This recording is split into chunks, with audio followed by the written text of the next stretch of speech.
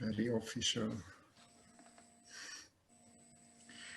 So, hi, good afternoon.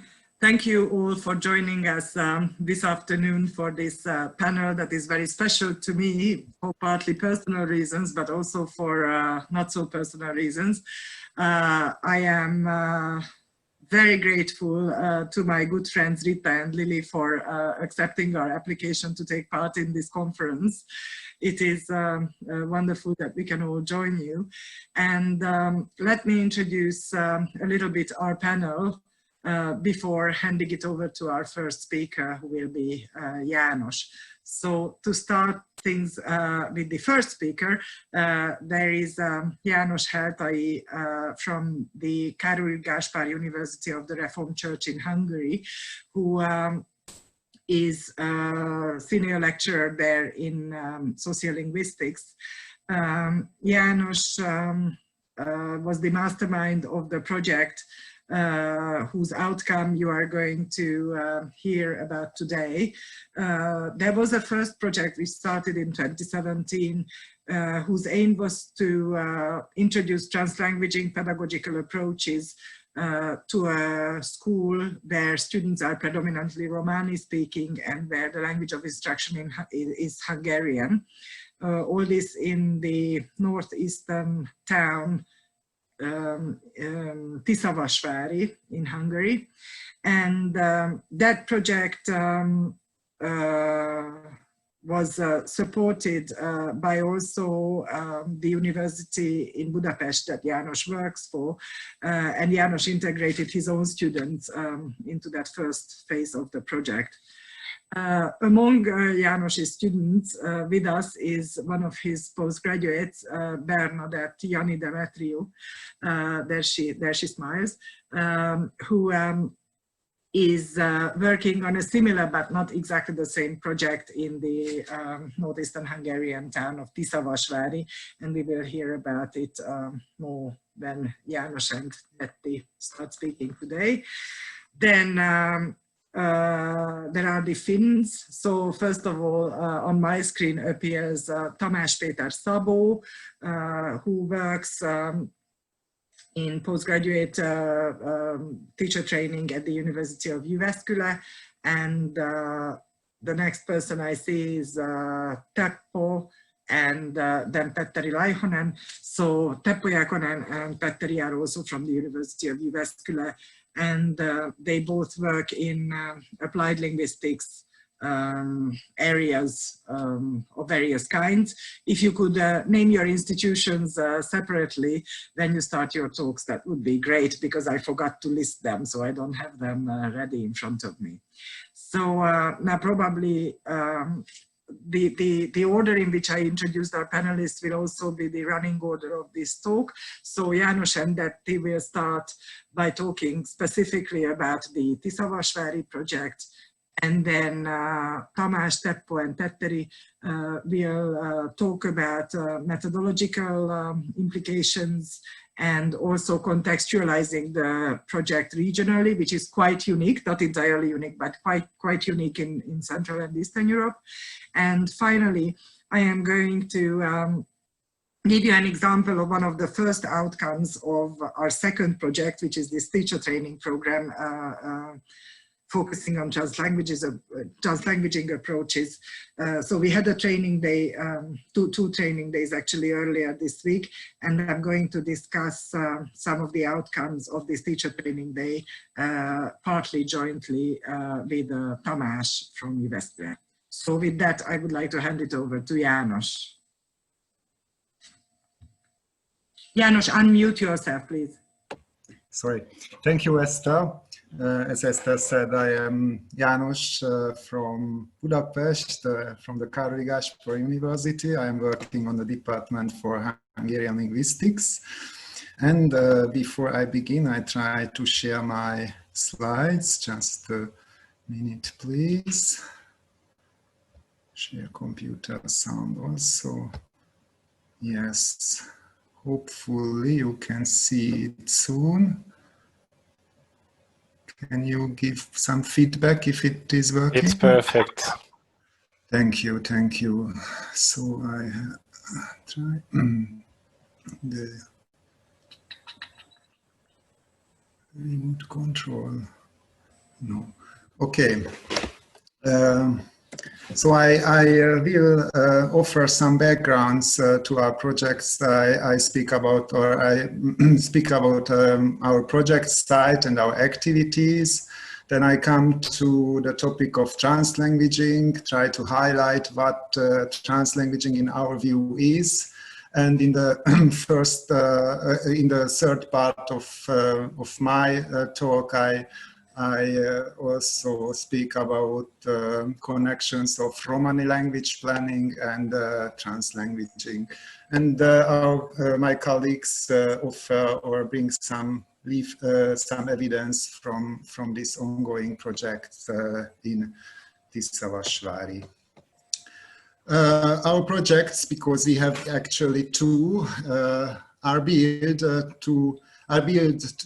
to build on approaches laid down in translanguaging research of the last decade, to study bilingual Romance linguistic practices and to introduce new pedagogical stance and principles in children's education.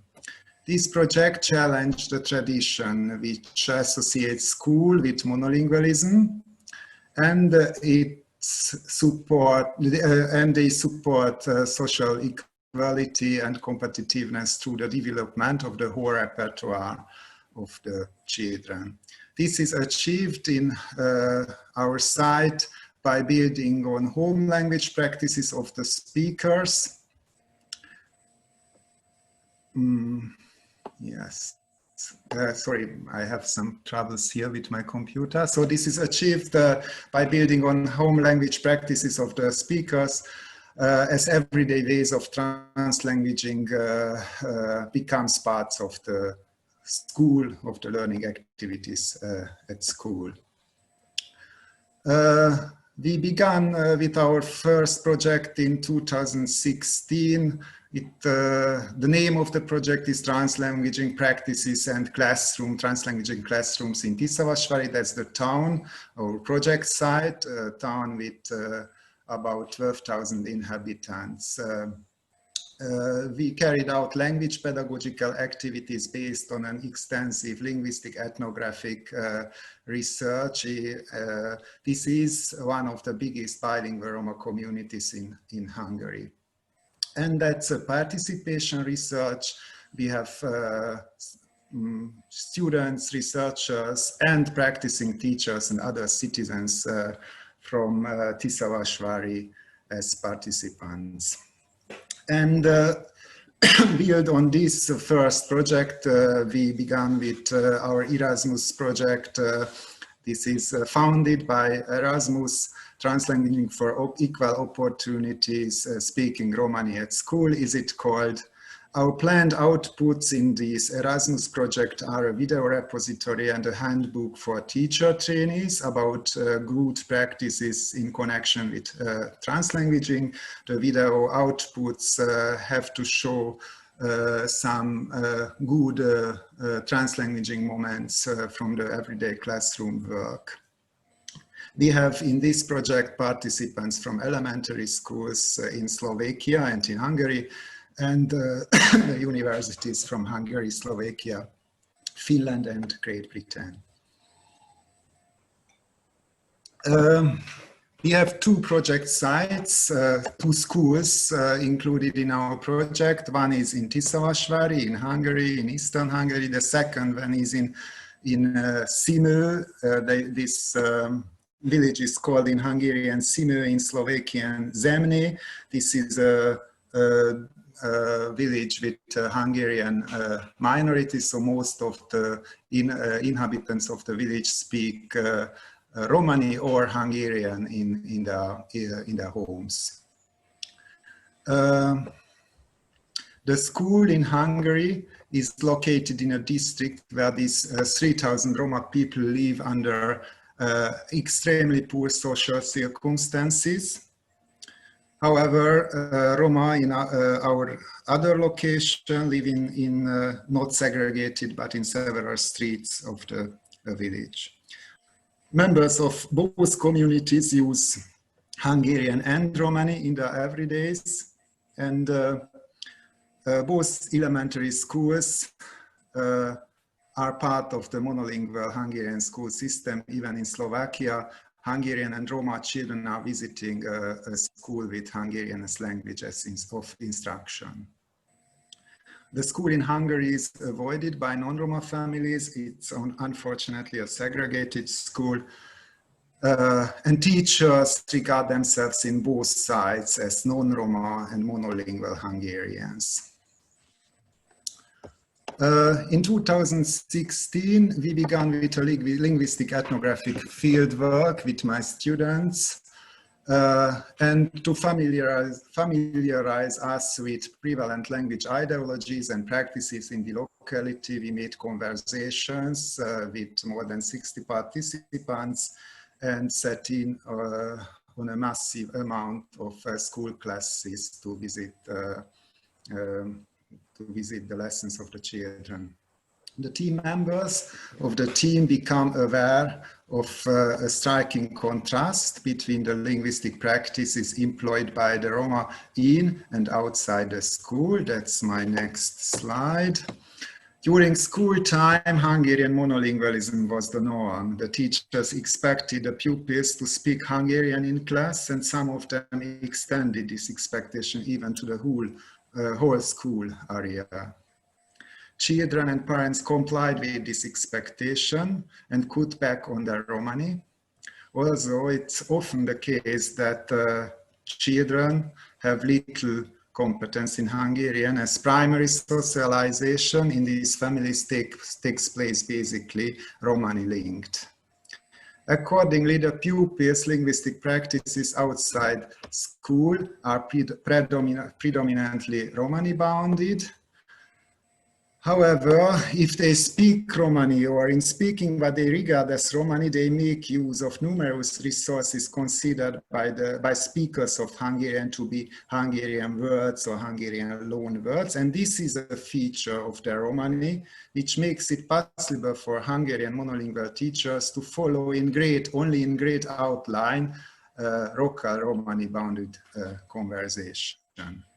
And in my next slide, I have a typical conversation, a typical dialogue from Tiszavasvári. It's between a father and his son. It's recorded by the father. I handed him out a recorder, and they made it in their home in the evening. In this dialogue, we can see that there are resources of the Hungarian language, they are bold here, and resources of this mixed code, which would be according to could be according to the code switching theory, it could be labeled as a mixed code, a Romani-Hungarian mixed code. And this mixed code contains, of course, Romani resources and Hungarian resources. And the Hungarian resources, which are part of this mixed code, show cases of alternational mixing and of insertational mixing. They are bold and underlined, and bold and italic here in this dialogue. However, a speaker would say that they are speaking the whole time Romani. I have this audio here. I hope you can hear it. Maybe for some of you, it could be interesting also to hear it. Just a minute. What happens now? Yeah. Csak keresem a tahara. Igen, ka. Tää mä ajattelin kaukarinkin tuonne niin, mitä lämpistys on jo. Kaapot se sen tahara. Grundertség, egy Pestekin csapatoval kell. Sőzsőj. Látja felkészülés alá minden.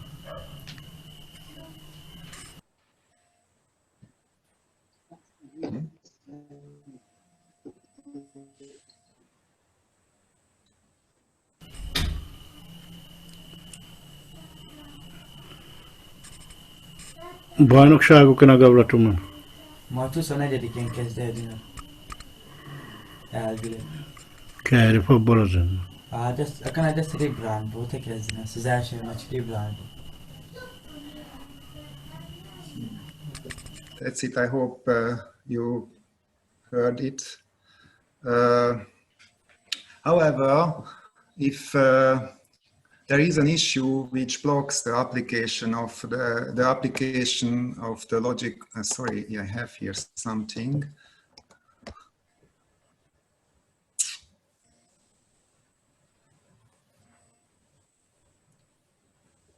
The shared window is closed. Sorry, just a minute. Sharing your escape screen, János.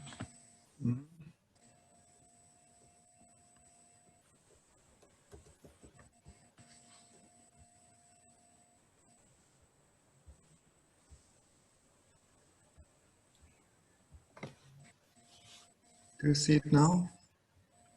Yes. Yes, thank you. So there is an issue which blocks the application of the logic of the code switching. And this issue is that the resources in this conversation would be assigned to different categories by linguists, by Hungarian monolinguals, and by Romani Hungarian bilinguals. For example, if you take the example Csapatova, which means team in Hungarian, Csapat team, it is from a scholarly perspective a loan word with insertional mixing. However, teachers in Tiszavasvári say that this is a Hungarian word. And local Roma, as they pronounce it differently from its Hungarian pronunciation, say that this is a Romani word, especially for children or adolescents, especially children tend to regard it as a Romani word. And translanguaging is an approach which, as it concentrates not to these codes, not to the languages, but on the speakers and the repertoires, it brings new possibilities in the analyzing of these local language linguistic practices. And if I can come to the, yes. In the second part of my presentation, I speak about translanguaging, the translanguaging turn in sociolinguistics. My first point is that most public education in the Western world is based on monolingual ideologies. According to these ideologies, a single language must be used at school at any one time. And this language must be standardized and must have an extended literacy, liter-regulated orthography. And as a result of this fact, ways of speaking and writing considered to be non-standard are traditionally marginalized in schoolwork. The problem is that such approaches put minority students at a disadvantage and contribute to their underperforming at school. These monolingual and double monolingual ideologies in education have been challenged by translanguaging pedagogy in this decade. Translanguaging is a theory which describes the main characteristics of bilinguals, but indeed of all users of language, as it follows. It breaks with the Saussurian tradition that objectifies language and regards language as a structure. And there are maybe two features to grasp translanguaging. The first one is that according to translanguaging scholars, the units of named languages turn out to be social inventions. That means that languages exist or are seen as social facts. And the second one is that the speaker's repertoire is unitary. That means that speakers' resources are selected from a repertoire whose structure is not in accordance with the languages spoken by the speakers. Albeit speakers, as they experience named languages in their everyday lives, learn to perceive themselves and others as mono, bi, or multilingual. One has no reason to think that there is a cognitive duality corresponding to the social duality. That means also that one has no reason to think that named languages have a psycholinguistic reality, according to Odegui and colleagues. Translanguaging, as viewed by Garcia, means the deployment of a speaker's full linguistic repertoire. That's very important in translanguaging pedagogy, which does not in any way correspond to the socially and politically defined boundaries of named languages. There are some further essential features of translanguaging pedagogy. One is that it helps teachers separate language-specific performances in the named language. So performances in Hungarian, for example, in our case, from general linguistic performances. That means the student's ability to argue a point, to express inferences, or communicate complex thoughts. And in translanguaging moments in Tiszavasvári, teachers try to support students in developing their general linguistic performances. And it's also important that, and that's our everyday experience, as Detti will show in Tiszavasvári, that it transforms identities, practices, and values. It transforms teachers' ideologies, for example, and it enhances the prestige of the local ways of speaking among the students and their parents. However, there are also doubts and criticisms related to translanguaging, at least from three directions.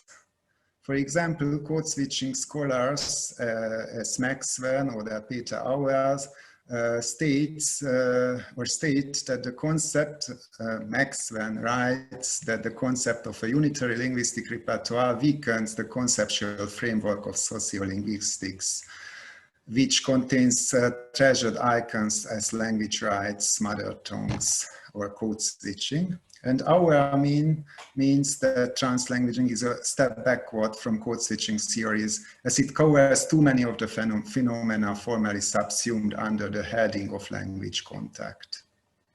There are other considerations from Jürgen Jaspers regarding the pedagogical aspects of translanguaging. He questions the transformative power of the concept and suggests to see its effect in an interplay with other factors. Hence, education is a very open and dynamic system, and one can't say if an experience or a result is in connection with translanguaging or with other factors. Zenos and Gotha approximate this topic from a language policy point of view, and they warn against neglecting earlier results of minority language policies. And in the last part of this presentation, I come to Romani language planning issues in Central Europe. My first point is that Roma are, of course, present in Europe for centuries. However, they have been scattered and speak in Europe everywhere in different ways. And this appeared to be a problem since standardized language was and is today regarded as a precondition in education, especially in teaching literacy skills. Consequently, the need for standardization of Romani arises. And Roma and non-Roma language rights activists, politicians, and linguists that tend to see standardization as a safeguard to the unity of language and to the unity of ethnicity and the stability of the group. As no Roma nation state or power center exists in Europe, standardization is problematic because in the absence of a power center like a nation state with a standard language ideology, standardization in the classical sense cannot be achieved, according to Brigitta Busch. She writes that the power center offers benefits for the speakers, and if they speak the standard variety, but in a lack of a nation state, speakers do not have any motivation to acquire a standard variety because it does not offers benefits for them. However, since European thinking about language is based on the idea of standard, this status without standard is considered in case of the Romani to be a deficit. And there are many language planning activities aimed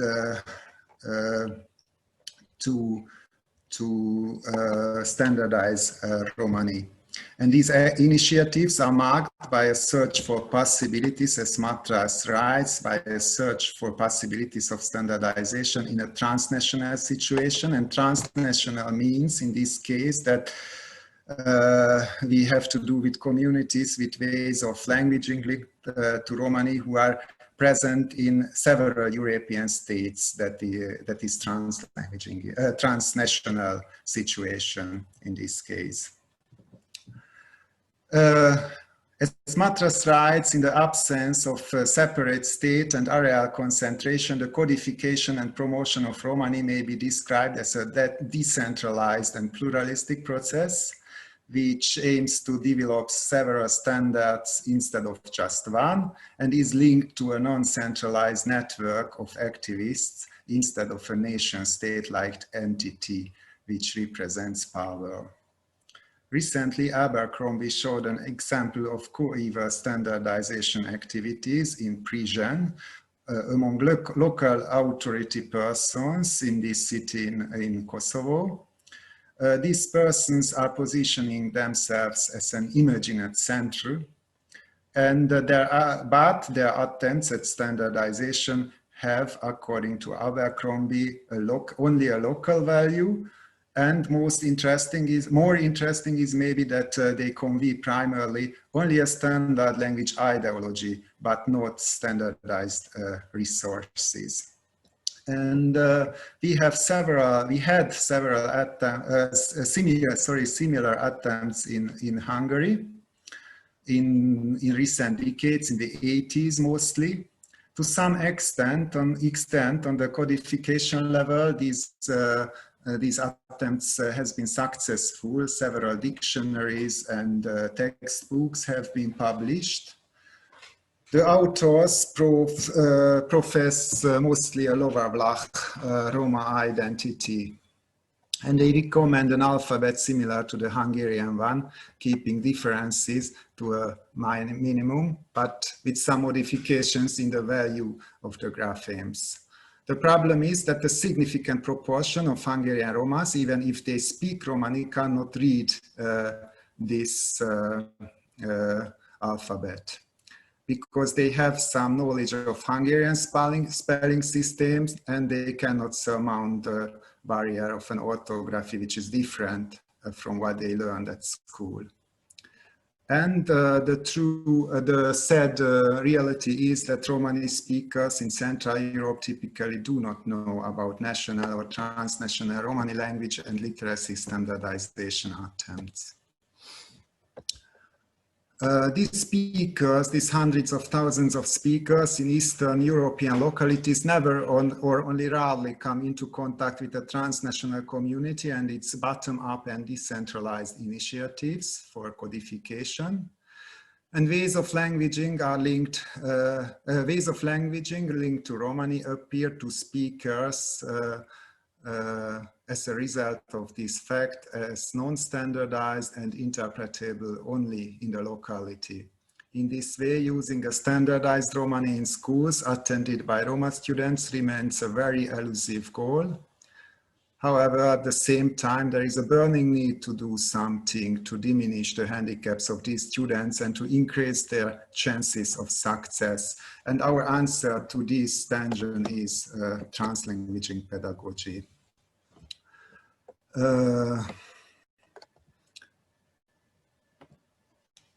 I think I pass the word to Bernadett because we have to manage our time, and here that's a point where I can make an end for my presentation. If you agree that the Bernadett. Thank you, János. It's my time now to try to share my screen.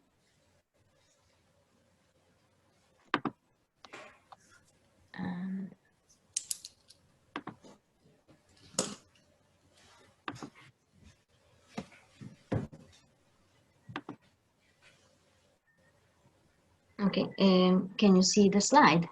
Yes. Good, thank you. It's very good. So today, carrying on with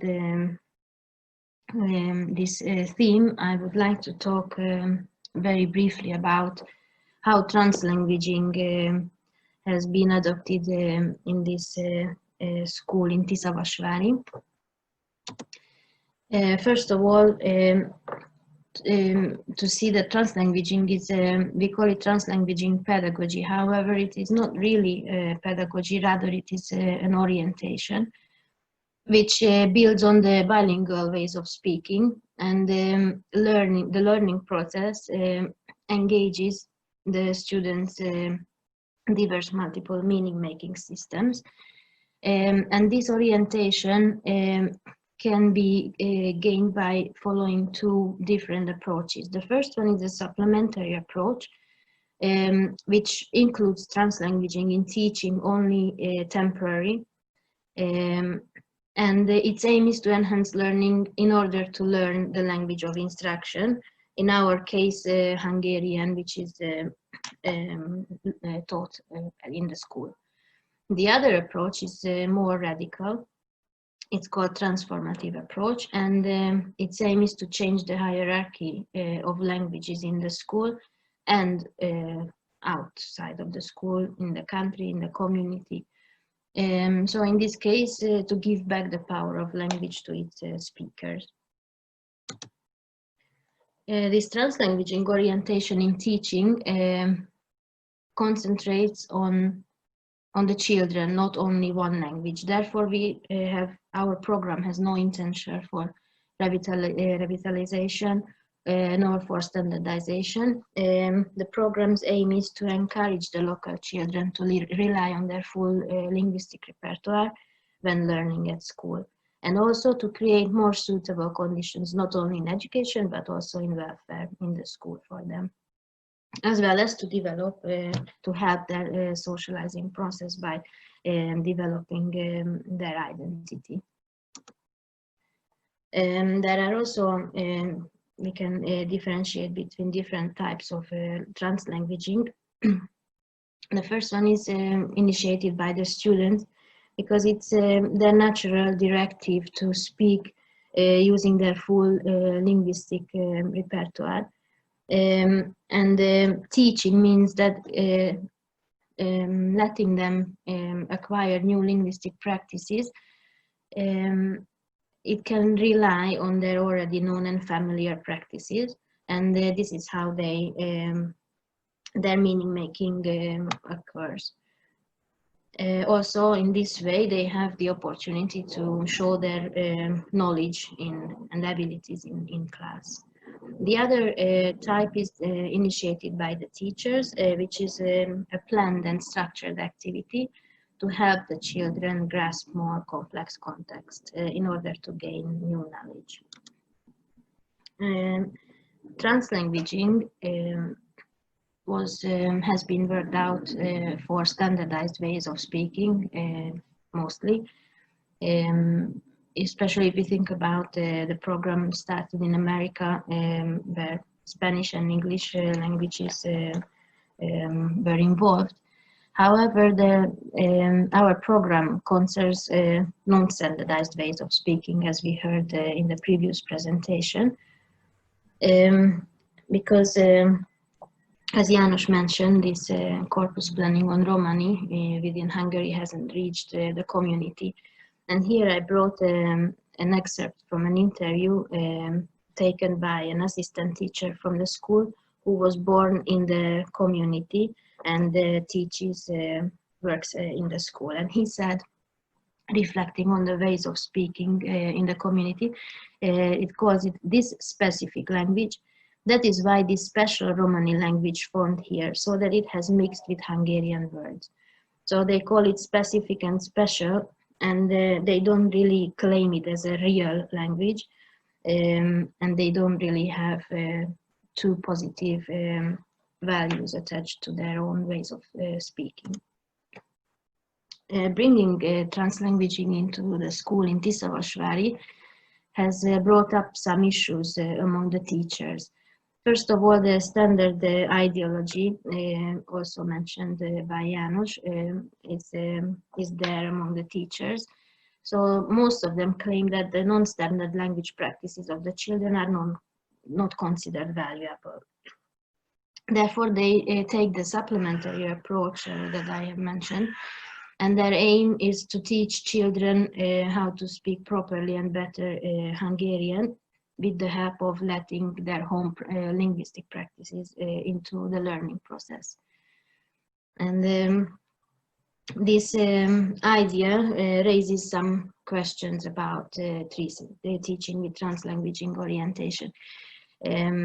To discuss, this was a new approach, not only in Tiszavasvári, but in Hungary. This is the first attempt to adopt translanguaging orientation in a school, and we organized workshops for the teachers to have a platform where they could gather together, teachers, principal of the school, and researchers, also students from the university, to discuss these issues. And one teacher from the workshop mentioned these questions.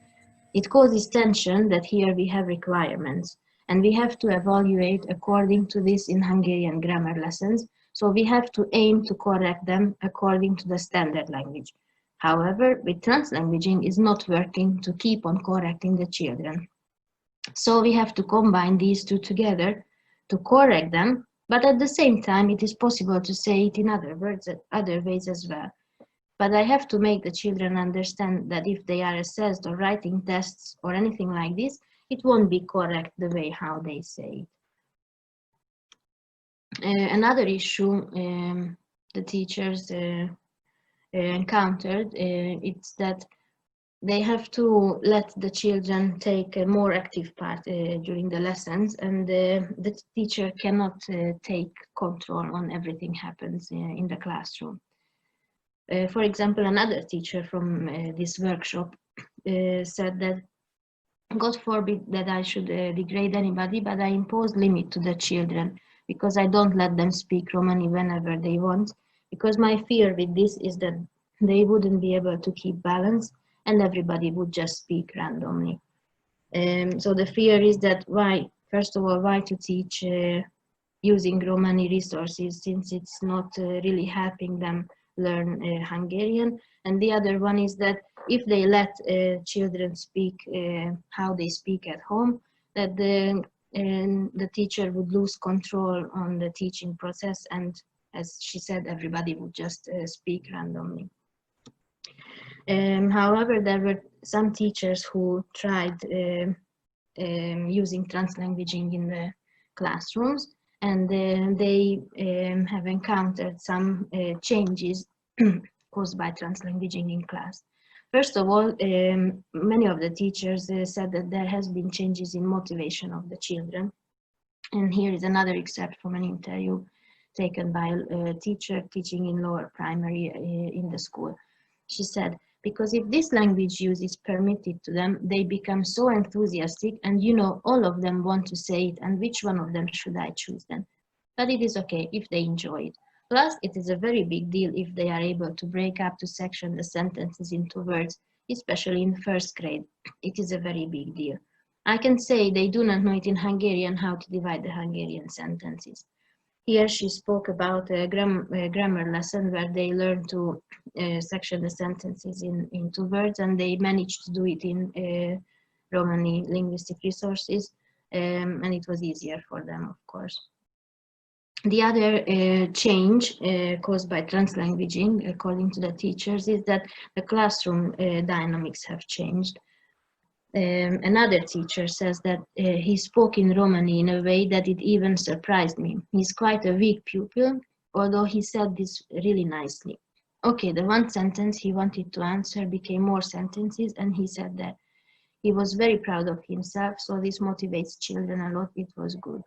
We can see that motivation also appears in this excerpt from this interview, but I would emphasize here that before, children were very quiet in the classroom. They didn't know how to answer to questions, so they chose to stay quiet. And translanguaging allowed them to speak up. And she even mentions that what the pupil said was more sentences. He wanted to answer in one sentence, but being able to use Romani linguistic resources as well, he was able to answer with more sentences to the teacher. And the other change, which was very important for the teachers to mention, it's the children's better comprehension of texts and speech. Another teacher said that I also like this positive, negative. They could have met these only in maths, the words positive and negative. They did not really grasp the meaning of them, and exactly these two words, foreign words for them, were dealt with and Romani had in that. So in this quotation, we can see that either using it as a translating instruction or helping the children understand what is said by the teacher helps them also grasp the meaning of new Hungarian words. Thank you. I wanted to mention about the adoption of translanguaging in Tiszavasvári. And now we would like to present to you a video which was, I'll stop sharing just a second. During these years, János has started several smaller projects, sub-projects led in Tiszavasvári, where participation was important. And with the students, with the children, with the parents and the teachers cooperatively, last year we created a series of videos about the children's environment, which is a series of videos of 5-minute long videos on various topics that the children chose, reflecting on their lives. And these videos were created by the children. They are the participants, they are the players in the video, and it is the speaking is by using Romani and Hungarian speaking linguistic resources. In the video that you can see, they reflect on their language, and other topics were, for example, football, about cooking. In this cooking video, the parents invited the children who recorded the video into their homes, and they cooked together, and they shared the recipe on the video. And in this video that we are going to show, I'm speaking about their ways of speaking. They use both Romani and Hungarian linguistic resources, and you will see that the capital letters show the Romani speaking, and the lowercase letters the Hungarian.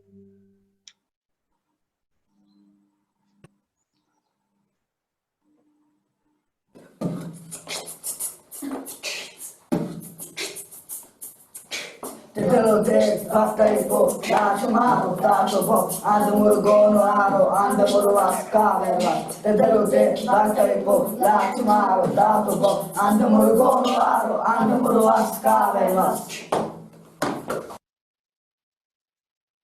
A párnagras. Kai has kaina hasotchor romanus asna hasnis tando vilago chegegy párnagras. Geja peske párnagras tehe fuvarozni. Párnagras a legmajhíresebb csapatot szálle Romani Gielgibaren. Teonándor Szabó csávna szeremen. Budkelenki pesetán a káved városa is. Do Romani hácsanén szogibaren. Szabó jazz. Kére volt binál.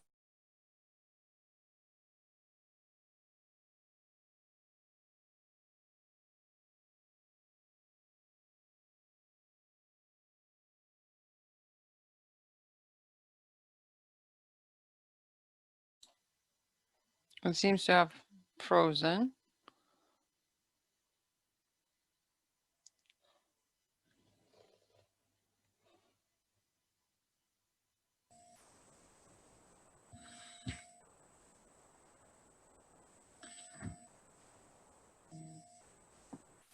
János, something happened with the video. We cannot see it at the moment. Yeah, it froze completely.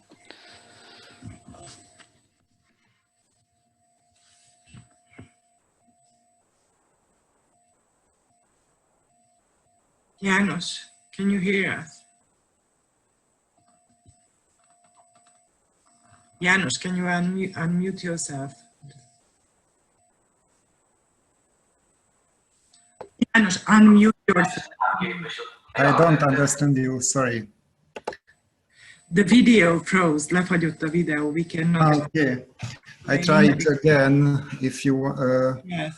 have some minutes, sorry.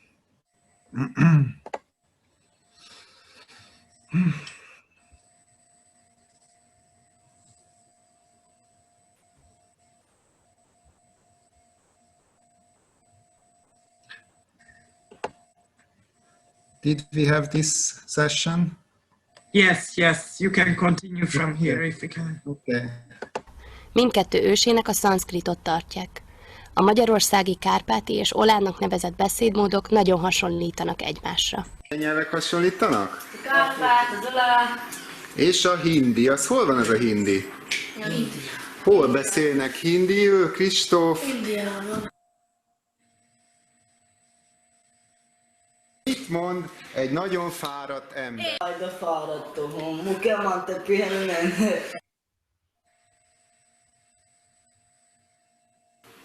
Azt kéne felejteni, hogyan fél.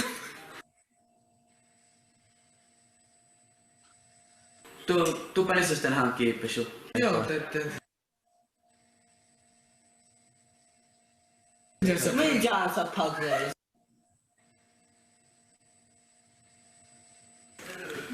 Tässä on se pukkalo. Mä piinalla. Mun ser si pukkalo. Mun kamera yukko, det så pukkalo.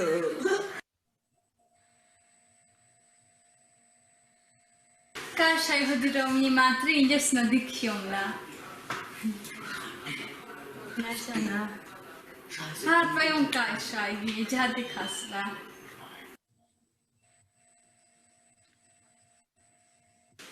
Szablántam bejáratot. Mamma katárgyra választani tudok-e már ezt? Tavaly ének is vagy barcaszodjanak be. Jó, lesz. Azt szeretném, hogyha leírnátok nekem, Mint az autója. hogy miért jó vagy miért rossz cigányul beszélni az iskolában. Mondjuk nem tudok egy feladatot, és más gyerek jobban tudja, akkor tud nekem segíteni.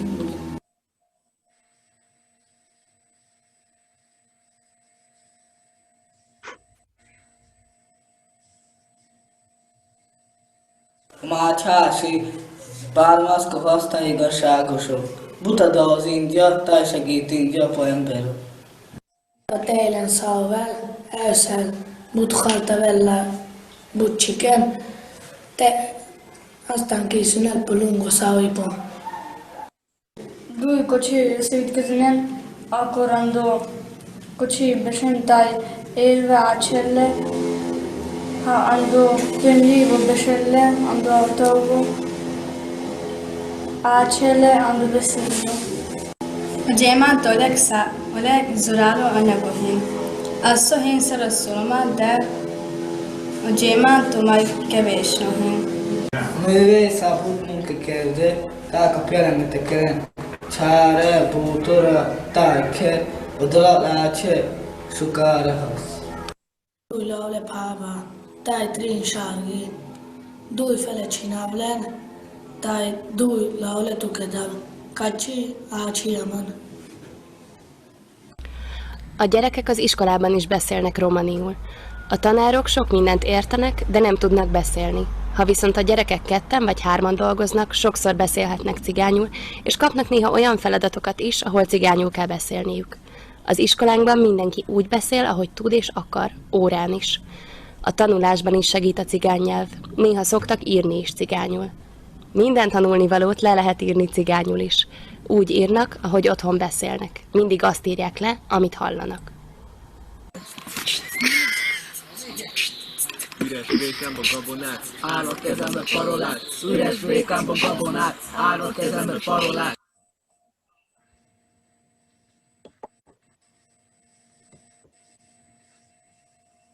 Thank you. Detti, are you going to say something more? Because you are muted at the moment, and you too, János. No, I will pass the word on to János. And I to you. Okay, so while János and Detti are passing the words to each other, am I correct understanding that the two of you have finished for today? That, or János, do you want to round it off somehow? No, I think we have finished today's, and if you have some questions now or at the end of Yes. the panel, I don't know. So just a reminder to our audience members that this was the first and in some ways the core part of our panel that focused specifically and in great detail on the Tiszavasvári project. I would like to take a couple of minutes for questions, literally not more, just a couple of minutes.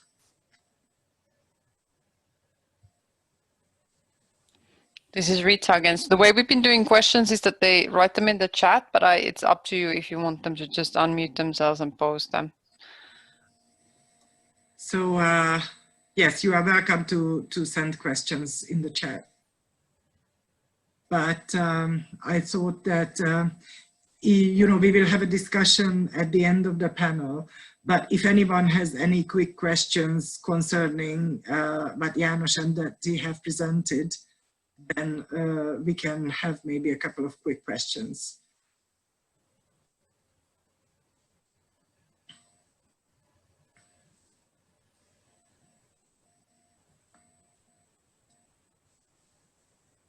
Please unmute yourself if you are planning to ask a question.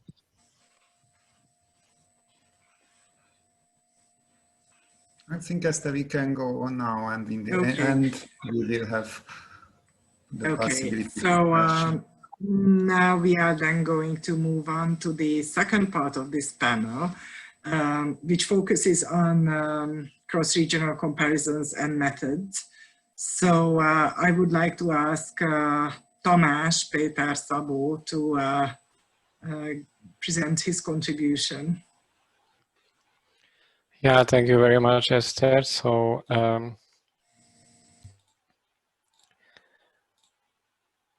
I just open my slides and begin. So welcome everybody. I'm Tamás Péter Szabó from the Department of Teacher Education of the University of Jyväskylä, where I work as senior researcher of multilingualism, and linguistic landscape studies is also my field of research. So since I heard previously that in this circle one doesn't need to explain the concept of linguistic landscape in detail because it's most likely well known for you, I just quickly would like to refer to some some connections between linguistic landscapes and power. So linguistic landscapes reflect the power relations of speaker communities and not primarily the relations of languages, as I think we all know, but in this educational context, it's very good to bear in mind. Sohami also noted that there are conflicts among speaker communities concerning the rearrangement of linguistic landscapes. So actually, if there are already kind of accepted or standardized practices, it can be quite difficult to change the routines, to break those traditions. And there might be conflicts coming from that. And if we kind of zoom to the context of schools, which we do now because this project is about schools. School administration and staff have a central role in the creation and continuous development of the linguistic landscape of educational spaces, which I and my colleagues call schoolscapes. So actually, the schoolscape can be interpreted as materialization of cultural values, for example, the hidden curriculum. In the background of this slide, for example, you can see a kind of a poster wall from a Hungarian school, not from the schools involved in the project, but from another school, where you can see these beautiful images. And actually, this might hold the meaning that, okay, in this school, our students are very good in drawing and painting. They are very talented, and it's a kind of showcasing of the successful pedagogical program of the school. This is one interpretation. Another interpretation is the appreciation of the learners' works, the pupils' work. And a third interpretation would be a kind of pure decoration. And I think these layers are all present at the same time, and it depends on the observer which might seem to be the most important.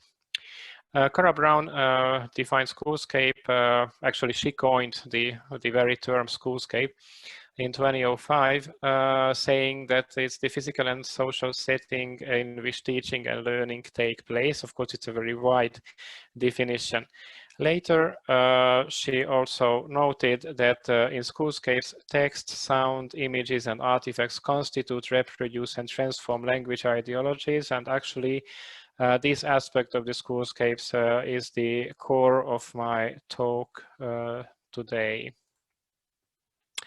So I just visited this school in Tisavasvári last year, and I was quite interested in the schoolscape naturally. So I just took some images, and one of them is an image from one of the classrooms where you can find this series of cards on display, this alphabet cards, which give the Hungarian alphabet, and it's quite a traditional way of organizing this.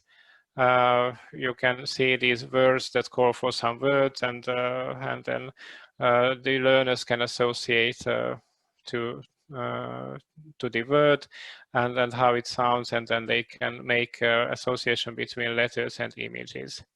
And this is apparently geared towards Hungarian speakers, because the letters are initials of Hungarian words. So actually, it's the most useful for those who speak Hungarian.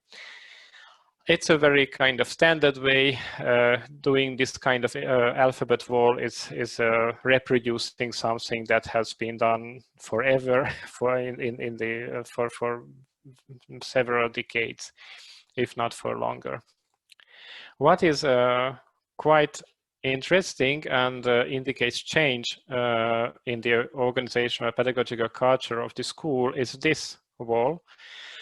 From the very same classroom, actually, than the previous picture. Here you can find a similar ABC or alphabet wall.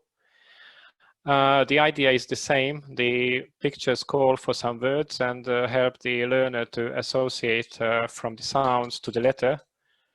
But at the same time, these are this ABC wall is based on Romani vocabulary.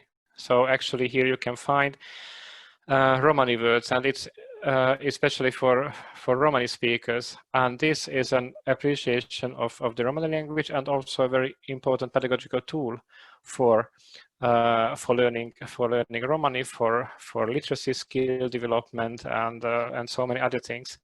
And this wall is actually the product of intervention, which was part of János' one of his projects. So this also shows that that collaboration is quite fruitful. It results in concrete changes in the linguistic landscape, and actually it's also interesting. So now I bolded the word transform language ideologies, because it shows that okay, Romani also belongs to the sphere of education. It's also a language of education, so it's an important thing. It changes the hierarchy, and it changes the game actually. And what is also interesting is, as it was mentioned earlier, there are different attempts to standardize Romani writing, for example, Romani spelling. There are all kinds of attempts to that, but this alphabet wall doesn't include any of the proposed standardized ways of writing Romani. Here you can find the Romani words spelled according to the orthographic conventions of standard Hungarian, actually, which is taught to the children. So actually, as it was said earlier, the learners kind of read as they speak, so they don't. In this case, it actually helps their learning. They don't need to learn another orthographic convention at the very beginning of their development in literacy. Here's another transformative picture which displays Romani in another context. So you can find this landscape actually, and different elements on this landscape are labeled, and the vocabulary items are placed on the picture. So this is also part of conscious pedagogical development. And actually, there are also other ways to promote the language, or to kind of renew the practices in the school. I kind of chose two examples. One is illustrated. It's the picture on the right is 10 good hints for us. It's a flyer in the teacher's room about some very children-centered pedagogical principles, which actually the colleagues suggest to each other. So actually, it's quite an interesting read, and with its presence, it shows that okay, it's important to behave differently as a teacher than previously in the so-called old culture. For example, one of the things is which is mentioned there is that we should build on drama, and drama is also visible in the school. For example, in the school foyer, you can find images where you can see pupils of the school acting different roles. And on these pictures, I didn't bring any of those pictures because you could recognize the children, and the session is recorded. So because of these reasons, I didn't want to take any risk. But those are very nice pictures. And because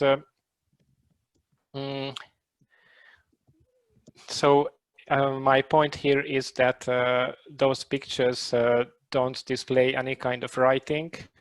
And Romani as a language is not manifested in the form of writing text or alphabet or anything like that, but the images show kind of events where Romani was used. So in these dramas, Romani was at least partly used by the pupils, and those images are reminders of those events, so people can see that okay, actually here Romani is practiced, it has an important role, and it's important for the community, and also, for example, visitors who go there can ask what these pictures are, and then people can tell that, okay, we had these drama clubs or drama events, which were also part of one of János's projects. So actually, what is very interesting, I think, in this case is how the schoolscape gets transformed, and by giving more and more role to the Romani language, the kind of distance and conflict between various learning environments such as the school, home, street, and other communities, the distance and conflict of these environments is kind of reduced and gets closer to some kind of solution, some kind of integrative learning environment where the different kind of locations and different communities are brought together, and a kind of joint learning community is shaped. So this is one of the functions of the translanguaging projects as well, to bring local communities closer to the school as an institution and as a community. And I thank you for your attention, and share some piece of landscape from central Finland, where Jyväskylä is located. Thank you for the refreshing images of Jyväskylä contrasted to the Central European landscapes, Tamás. And I think we could now quickly move over to Teppo Jakonen's presentation. Okay, thank you very much. Is the sound okay? Yes. Yes. Great. Okay, I'll then share my screen. Eszter asked us to introduce ourselves. I'm from the same university as Tamás, so University of Jyväskylä, but from a different department. So my department is the Department of Language and Communication Studies. My own background is in classroom interaction research. I'll be talking perhaps a bit more on the kind of methodological side of using video in this project. So because in this project, video has a double role. It's both a means to get information or data on language practices in the research site, but the project also has one of its outputs is the video repository of good translanguaging practices aimed at teachers. So I want to begin with a quote, maybe addressing the question why social interaction might be important in this kind of setting. So this is from the late Harvey Sachs, who writes or talks that it is possible that detailed study of small phenomena may give an enormous understanding of the way humans do things and the kinds of objects they use to construct and order their affairs. So I mean, I might be biased, but as an interaction researcher, I think that phenomena such as translanguaging or language policy or these kinds of things are quite interesting to study by means of a video, and video might have certain kinds of affordances over some other analytical methods. So if we look at the kinds of possibilities or affordances of video observation, one clear thing is that video allows us to observe interaction, record it, and then analyze that over and over. So this might seem like a simple property of the video, but I think that's quite important. So in that way, it provides us a kind of naturally occurring data. So it provides us a way of doing naturalistic research on practices that might otherwise be quite difficult to get at.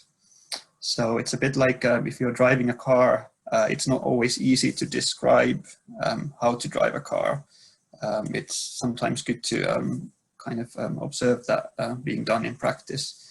And I think linguistic practices and translanguaging practices might be one such thing as well. So for teachers, they might not always be able to describe how they do certain things in the classroom. Another advantage of the video is that it allows language and grammar to be investigated as multimodal. I think there are maybe an increasing amount of research evidence and research arguments being put forward for the fact that language and grammar are multimodal.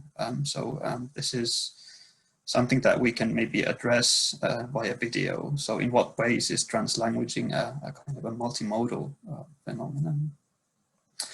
There's also more and more research on the kinds of benefits for teachers' reflective practice and development that kind of video-based observation methods and methods of reflection can bring forward.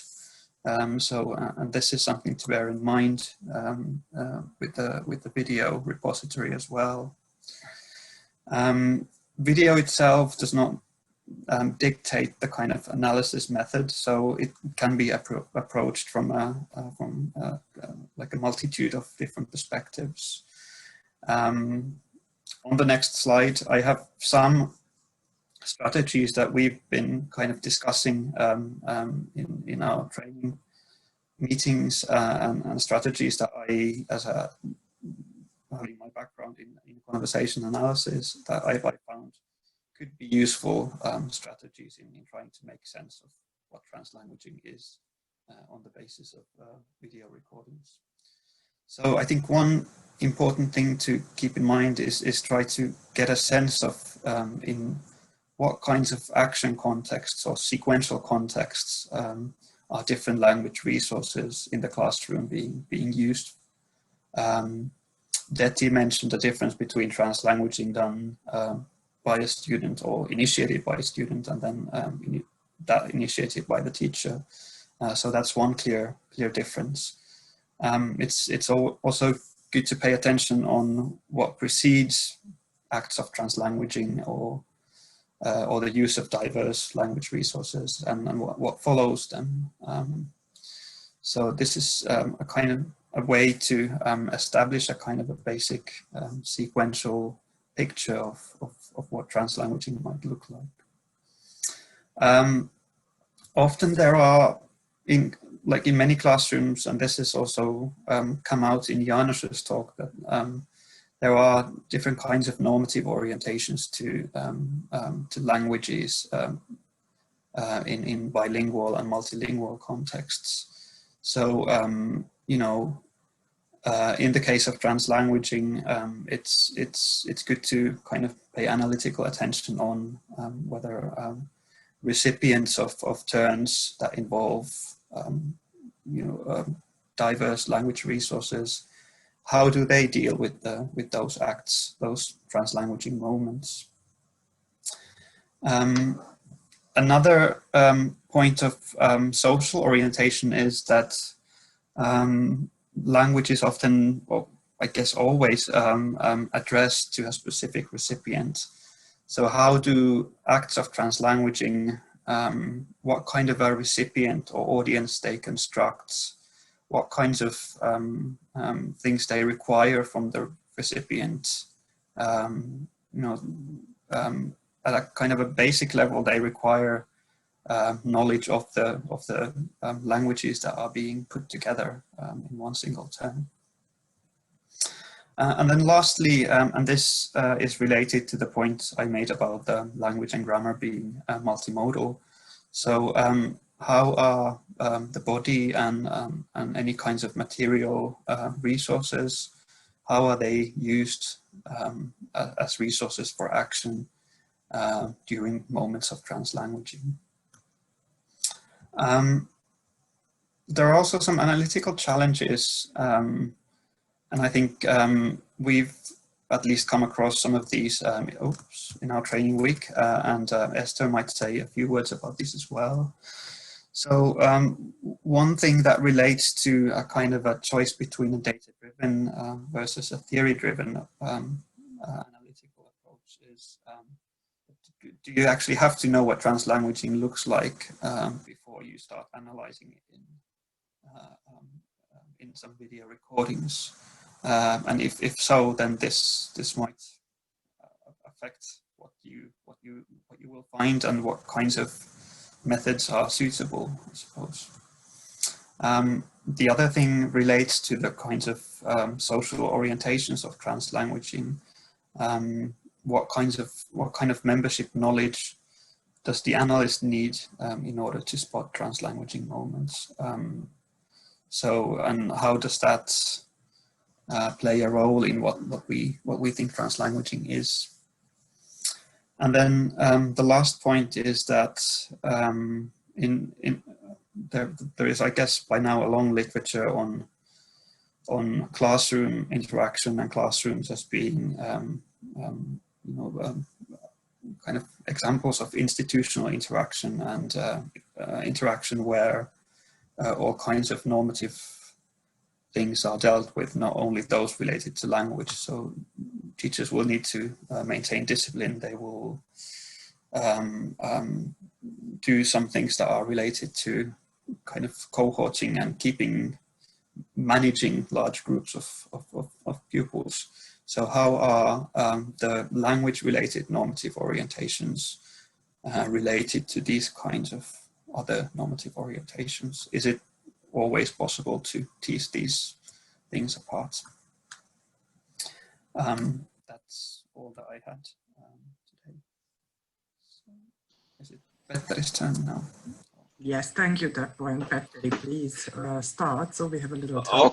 Okay, 1, 2, 3, can you hear my voice? Yes. Good, I'll share my screen.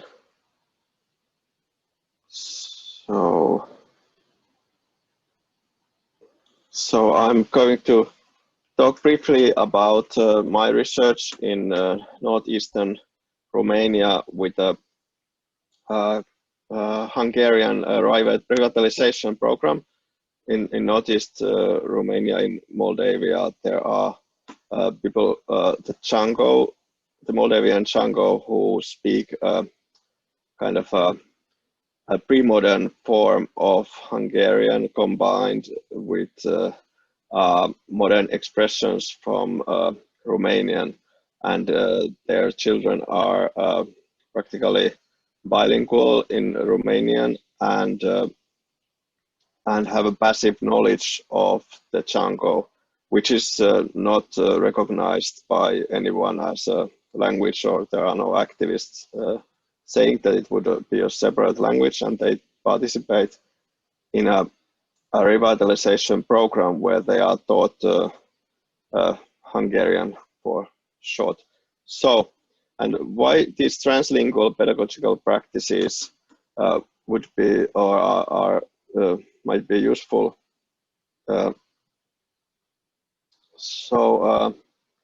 They, in that case, in teaching, you make use and develop the whole linguistic repertoire of the speakers. And there is focus on communication and participation in classroom interaction rather than normativity or keeping languages separate or so on. And there the one language helps the other. So there is more language awareness and improvement of all languages at the same time.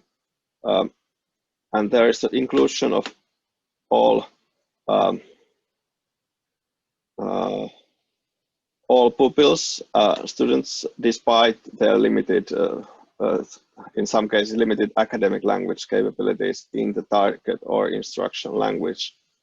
And there is typically motivated participation and agency by the pupils in translanguaging classes. And there is the development of belonging and positive identity in those classes. So I have, since Teppo spoke about analyzing video recordings, I have 2 excerpts of video recordings, and I will try to see. So how did I make it that I have the voice. So where is it? Before you share your screen, you can choose on I have to, the so I have left to, bottom that share computer audio. So I have to stop sharing first. Yes, and then share again. Okay, and now I should go to share screen and share computer sound. Yes. Okay, and let's see if it works out now.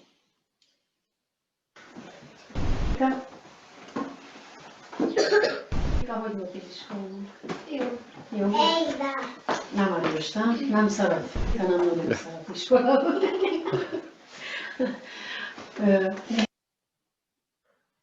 So could you hear the voice as well? Yes. Good, thank you. So here is the transcript of that excerpt.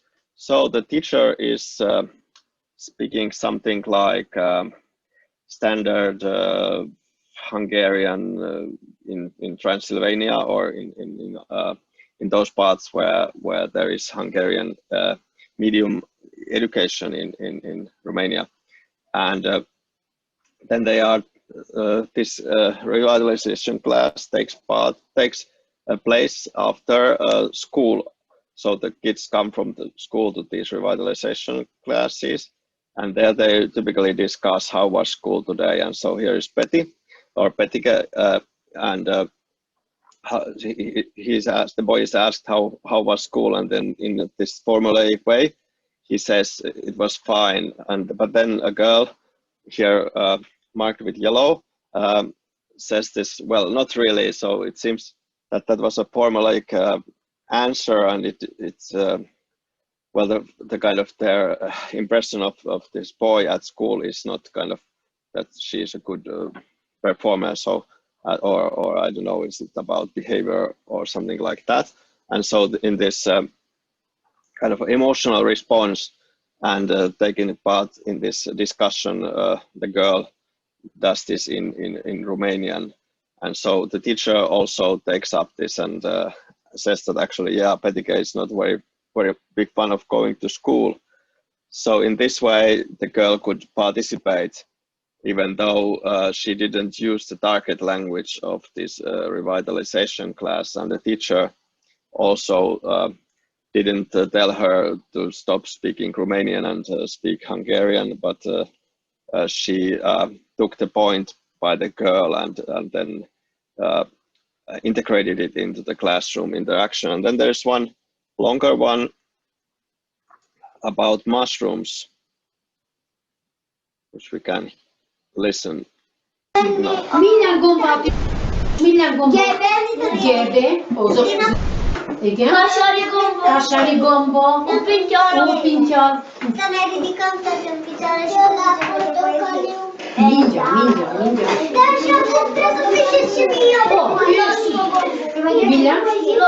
Loska gomba, kasári gomba, róka gomba. Most ősz van, melyik gombát kapjuk az ágvébe? Ópintyalat. Tudja, mert ő járt gombászni, sőt tudja jól. Akkor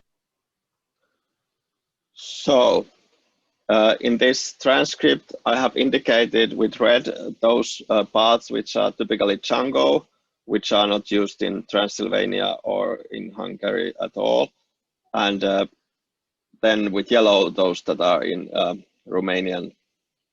And in this part is culturally very interesting, since this talk about the mushrooms is very untypical in modern Hungary or in Transylvania. Well, at least in modern Hungary, because Hungarian culture is very urban culture. So I'm not sure, of course, where the participants come from, but do they know all these mushroom names, and could there be a discussion like that with your own children at school, where you discuss what kind of mushrooms you can find this time of the year? So it's also culturally very close to the rural and kind of a traditional community of the Changos. And here also the name Opintiala, which is local term used in the Django, only in Django use, so it's not from Romanian or people using modern Hungarian do not know this word. Of course, it's culturally also foreign. In this case, I once looked up what it's in modern Hungarian, and people didn't know the mushroom anyhow. So this is a very interesting example, and you could also notice how kind of a what kind of situation the classroom was. So it looked a bit chaotic, perhaps, to you, and how all these three kind of well, I wouldn't say languages, but these different. So the translanguaging activity the teacher orchestrated was in a very effective, so that all the talk here is about the topic or classroom management, and the children could participate despite they didn't have perhaps kind of the repertoire in academic Hungarian or the local language wasn't already couldn't be considered as normative, and then at the same time all these three languages were to some extent developed in this or learned and taught at this situation. So finally, I have so there's some questions on the chat. I wonder if they are for me. I cannot see them now. Well, no, I think on the chat the questions at the moment concern something else. Okay. So it seems that the repertoire in this is not. It's typically not about total or standardized academic languages that we are used to in Western European schools, for instance, and then these local forms, like the forms of the mushroom, the names of mushrooms, they are typically identity markers. So they typically support a positive identity and belonging to the place, or this case, the local village and its norms of picking mushrooms by children in the forest. And translanguaging seems to be often connected with participation and engagement. So pupil agency in this data. So the children seemed to me at least very engaged, and they had different agendas, but they all connected some way to this teaching situation, so to say, curriculum. Yeah, and the teacher orchestrated pretty nicely and efficiently these translanguaging moments, and makes use of them in a way by keeping discipline, if you wish, in this language teaching. So finally, I have a quote from Kotra and Kenos saying that using the whole linguistic repertoire as a resource is certainly more equitable for multilingual speakers, like in my case, who should not be considered in a way as the sum of several monolingual speakers. So thank you. I will stop sharing now, and then I give over to Eszter. Thank you, Petteri. Rita, Lily, do we have another little time? Because our panel is kind of coming to an end, so can we have a little overtime? You can have a little bit of overtime. So I'll just remind people, so maybe 15 minutes is probably okay, because we have a rescheduled talk at 3. So if you guys just, if we can have 15 minutes an actual break, that's fine. So 15 Thank you. Thank you. Just very quickly, I would like to draw your attention to the chat, where following on from Fruzsina Kemsei's question, we had a discussion whether the students in Tiszavasvári would like to learn standard Romani, or the Romani that they described as something sort of distant, spoken in distant towns, spoken in faraway lands, spoken by people that they don't know the real Romani.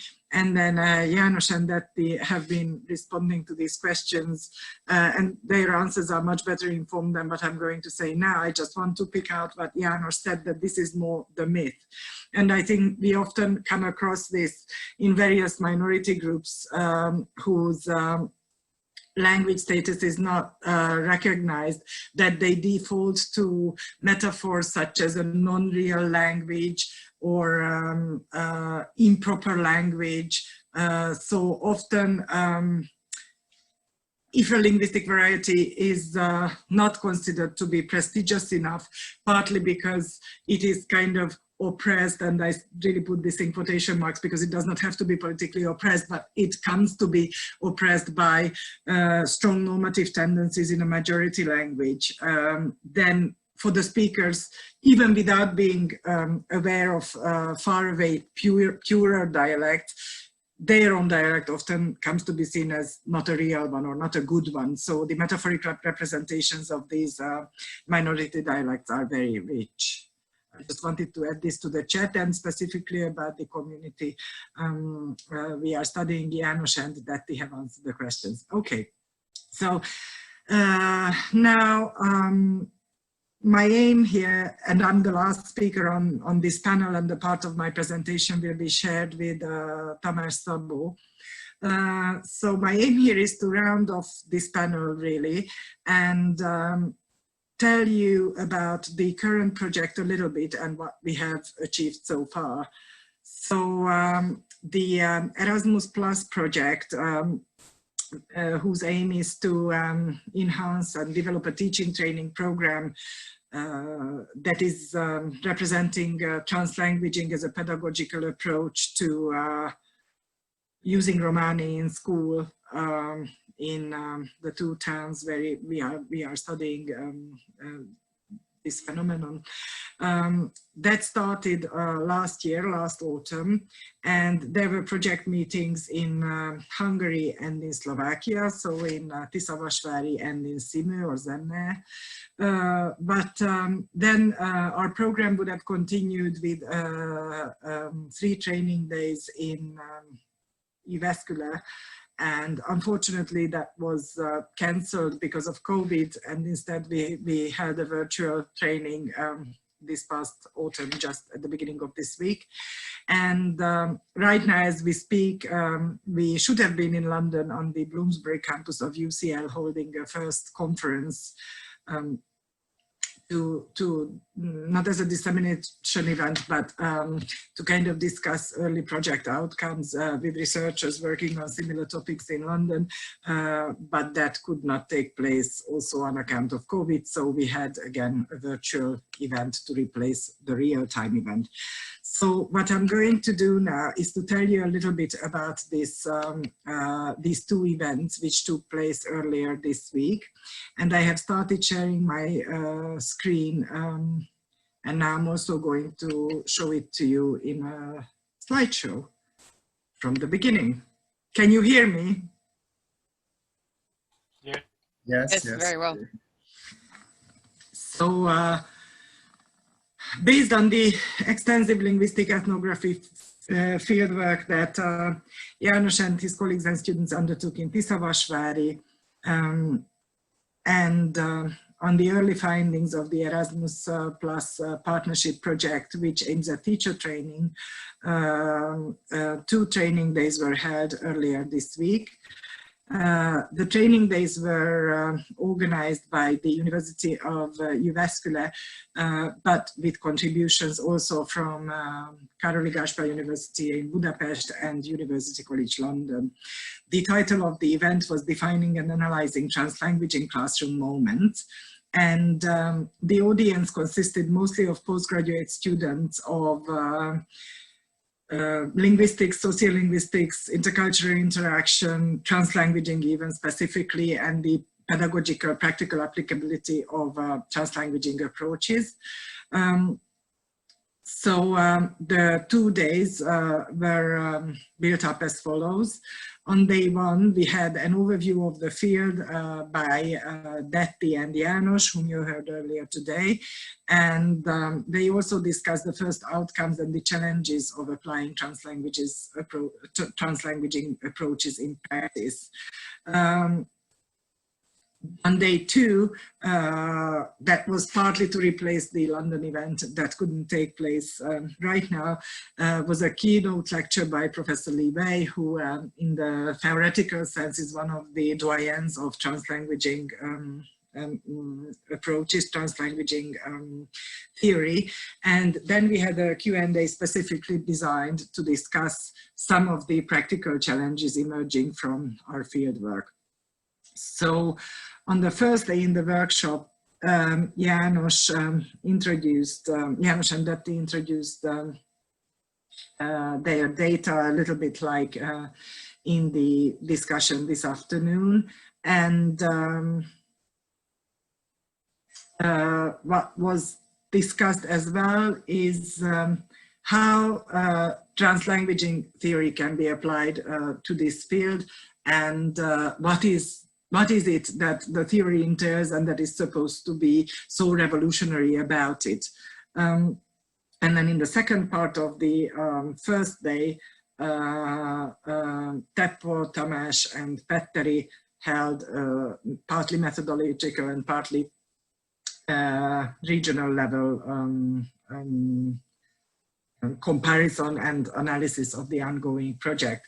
Now, while in the project goals, it is stated very clearly that the aim of this project is not language revitalization, but as this is partly a language revitalization conference, we believe it is relevant here as well, because some of the questions touched upon also concern revitalization projects. Most directly, it is the reshuffling of the power balances between languages and between the speakers, and of the preconceived ideas that speakers, and in our context, educators and learners have about the languages.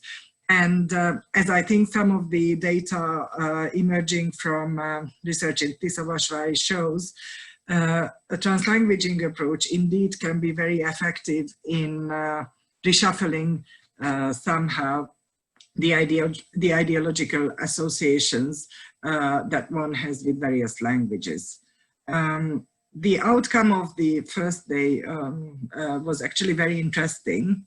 And I think right now I'm going to ask Tamás to start presenting some of the outcomes. So I'm going to stop sharing my screen. Because after these practical and theoretical introductory talks by my colleagues whom I listed on this screen, we had a hands-on workshop where we looked at data that was taken from translanguaging classroom moments and transcribed. And we invited the student participants in 3 focus groups to discuss the data that was before us and to focus particularly on translanguaging was and what it is that they see in those interactions that was before them in the language classroom. So Tamás, thank you for sharing the screen. Yeah, so thank you, Eszter. So actually what we've done in these 3 groups, we talked about transcribed excerpts for quite in detail, and here I can't really give you the whole context because of the lack of time. But there was a task in a class that raised an interesting discussion. This is the sorry, just to, this is the expert. This is the first excerpt. Yeah. So this is one of the excerpts that we talked about, and we used the same coding as János. So the underlined parts build heavily on Romani resources, and the non-underlined parts are considered standard Hungarian. And as you can see, the the teacher uses standard Hungarian mainly, and then actually at some point one of the pupils starts to talk in Romani, and then at some point the teacher joins and adds an element in Hungarian to the pupil's utterance, and actually by inserting that element she displays that she understands Romani. So actually she publicly displays her receptive competence. And this was one of the, and then later when the scene goes on, she asks who could tell what the other pupils, what other pupil told, and then another pupil has a similar turn to the previous pupil in Hungarian, and this is kind of accompanied by Zita's inserts in Hungarian. Probably we should point out that Zita is the teacher. And yeah, Zita is the teacher, sorry. sorry, of course, it's very important. So actually when we talked about what Zita does in these situations, there were at least two different approaches that emerged from the discussions, and I will show one of them, which was in my group. So in my group, students thought that it's a great step towards inclusive translingual pedagogy, their status management of the Romani students. Romani is acknowledged, and teacher actually displays her receptive competence in Romani, which is kind of revolutionary in the monolingual Hungarian standard context. And if you remember the pictures from my presentation, the classroom included that alphabet wall in Romani. So actually the classroom environment also supports the use of Romani. So what was in your group, Eszter, what were some of the main findings? Okay, so basically my group pointed out that the underlying attitudes towards students and language status prevailed because the teacher, although does understand some Romani, she didn't reinforce the Romani form. She didn't put herself in the position of the learners to sort of subvert the positioning of her own self as the sort of holder of knowledge, or as this container of higher wisdom. She didn't repeat and didn't reinforce the Romani form. She only repeated and reinforced the Hungarian forms presented by a student. The teacher was therefore unable to fully subvert the norms and redefine her own role and display her own vulnerabilities. So she didn't go a step further and showing that she can actually submit to her learners and learn from them. There was another excerpt we analyzed where a different teacher was also naming the language varieties, and then there was this whole discussion about whether it is okay to use named, to resort to named languages in a classroom whose outcome is to establish translanguaging. And well, I had a whole sort of series of PowerPoint slides to show you about this, but our conclusion was that of course it is. And also in our discussion with Professor Laihonen yesterday, it was pointed out that translanguaging does not deny at all the existence of named languages as much as languages exist. It just thinks of them as historical political constructs, and they should be treated as that. And the relevance of these historical political constructs also in the course of an interaction must not be ignored. So my group came to the conclusion that while the effort on behalf of the teacher is absolutely commendable, but it was nonetheless reinforcing the status of Hungarian within the classroom. And with regards to another excerpt, we looked at one of the students went so far, one of the teacher trainees in the discussion went so far as to suggest that the teacher was somehow patronizing towards the students by encouraging them to use Romani, that Romani, the use of Romani didn't emerge spontaneously in the classroom in that excerpt, but it was rather encouraged by the teacher because the student didn't produce an elaborate enough answer in Hungarian. So the interesting thing which we wanted to point out was that two different groups with trainees, teachers, PhD students, early career researchers, so very well aware people who are very well aware of their own positionality. And yet these two groups came to very different conclusions while analyzing the same excerpt.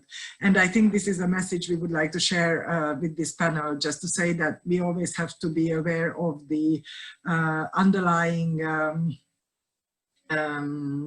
attitudes and thought processes of the onlooker, in other words, of the person who undertakes the analysis in such context.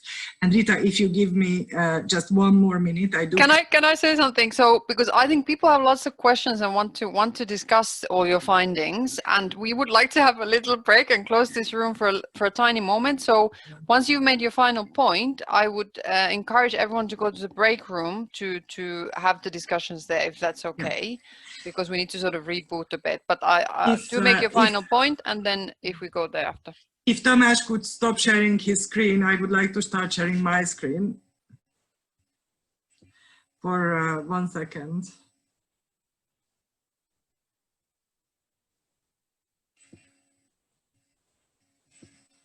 So I'm not going to have the time to go through the slides that I produced, but what I would have talked about, had we had a little more time left, are the practical dilemmas of translanguaging. In other words, the limitations or the opportunities opened up for our own research and thinking when a theory is applied through pedagogical practice. So my closing remarks will just center on what were the questions that remained open as an outcome of our teacher training workshop. So the dilemma of working with named languages, I mentioned this, and whether it is okay or whether it flies in the face of translanguaging principles. Then we also discussed quite a lot about the instrumental view of learning and of knowing languages. So is it okay to promote a minority language by making it look like it helps you get ahead with, for example, learning a global language, or it helps you get ahead in knowing the majority language better, or it helps you get ahead in learning a particular subject better? And then there was quite a lot of discussion on the multimodality of experience and its significance in designing translanguaging learning materials. So, for example, in such a non-standardized language context as the Tiszavasvári one, what do we do about textbooks or indeed school kits? So Tamás has shown an example of a school kit, but what do we do with textbooks? If we try to write textbooks about a pedagogical practice such as translanguaging, is that going to standardize it in a way that is non-desirable, precisely in the context in which our project takes place? And finally, what I did mention before, can the roles of teachers and students truly be subverted? And is this even necessary? Or we have to stop at a point where we see that translanguaging as an enabling process that reshuffles the ideological representations of two languages is enabling learners to achieve better. So I'm going to stop there, and I'm sorry I couldn't go through my slides, but I think my colleagues had too much to say, because indeed a lot to be said about our project. So thank you, Rita, for letting us run over time. And I suppose we can go over to the break room if anyone wants. Yes, so everyone should have the link to the break room. in the email that you received from us. Is a great place to actually have a proper discussions. We just want to reboot a bit, and we have the rescheduled talk. So I'm just going to share a slide here, and I must say that this was extremely interesting. The area, I know very little about it, and I learned so much, and your project sounds fantastic, and hope you'll be able to do things in person soon. Well, this is what's happening. So Raunak Roy's talk is at 3 o'clock here. We'll close the room for just a little bit. Lily's chairing that, and the next panel is going ahead as planned. And then there's a film viewing. We'll do that in the main room, and the one of the filmmakers will be there at least to introduce it. And then the film will be followed by a discussion in the break room, or you can just go to the next panel. So there's some overlap. So I thank the Romani panel and close this just for 10 minutes. And at 3 o'clock UK time, there'll be Raunak Roy's talk. Did you want to say something, Lily? No, I think you said it.